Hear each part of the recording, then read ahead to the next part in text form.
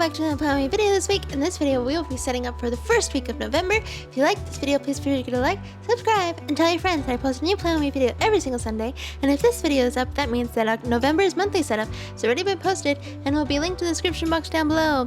It will introduce you to the theme of the month, but if you missed that monthly setup, I do suggest you watch it because it actually looks really pretty.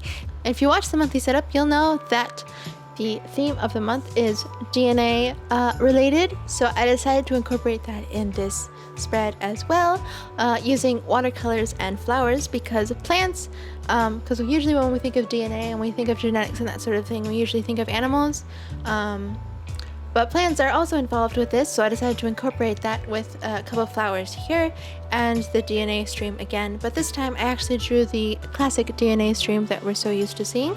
I actually figured it out this time. I don't know what changed. Did I grow a little during the week? I don't know. I tried my best to not make the flower bunch in the center look like a square, but at the same time I wanted to have a lot of flowers on it. And then when I was done drawing everything and I looked back at it, it was like a perfect square in the middle of the page, which that wasn't my goal, but you know, whatever. It was also a little bit higher. If I were to do it again, I'd try to make it a little bit lower on the page, but I mean, you can't really help with that when you're drawing it.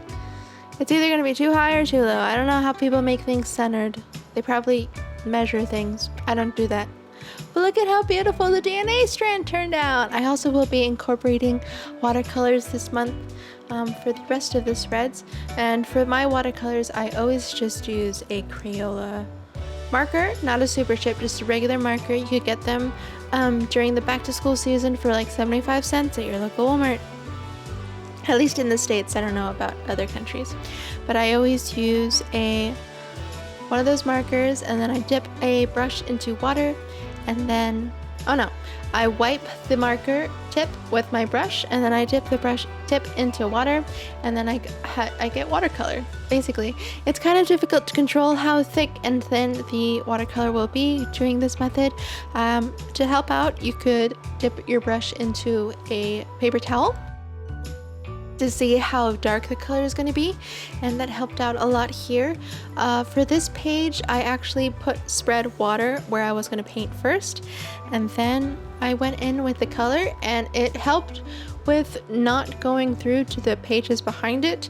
For the rest of the month, I didn't do that, and the color just seeped through the pages and destroyed every single drawing previously. But you know, the more you know.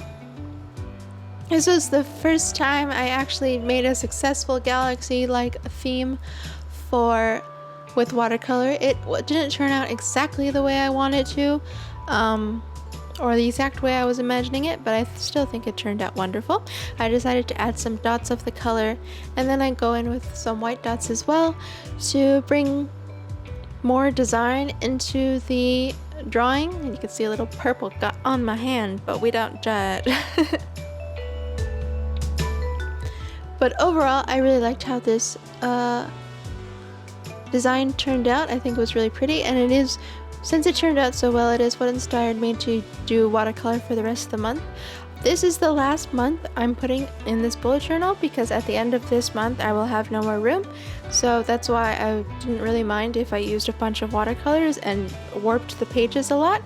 As much as I'd like to continue using watercolors for December and so on, I kind of don't like the idea of having a huge warped book, but we'll see how that goes. If I had more control of the amount of water and the amount of color I could get, like if I used real color watercolor, I'm assuming, then maybe I wouldn't have this issue. But I would also love to find what kind of paper would be good for watercolor and maybe make a book out of that paper so I won't have this kind of issues. But anyway, I'm using my micron pens that I got at Michael's to outline the flowers in the middle, and then I used crosshairs in the middle of the flowers to make some sort of, middle of the flower effect. And all I did was just outline the flowers and then outline the DNA strand itself. I really wanted the purple and blue to stand out. And that's pretty much it for the drawing part of the spread. I hope you guys like it. I think it's one of the most prettiest things I ever made. I always wanted to copy this kind of stuff from other users on Instagram, but I never thought I would be successful at it. But it's actually a pretty easy style, and this actually did not take a long time to make. So I'm quite impressed with myself.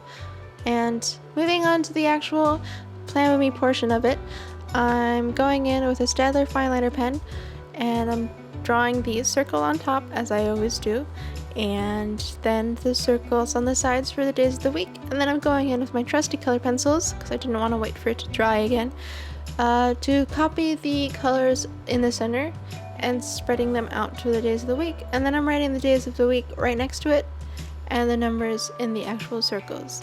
And you could see exactly where I put my camera based on how big the pen looks right now.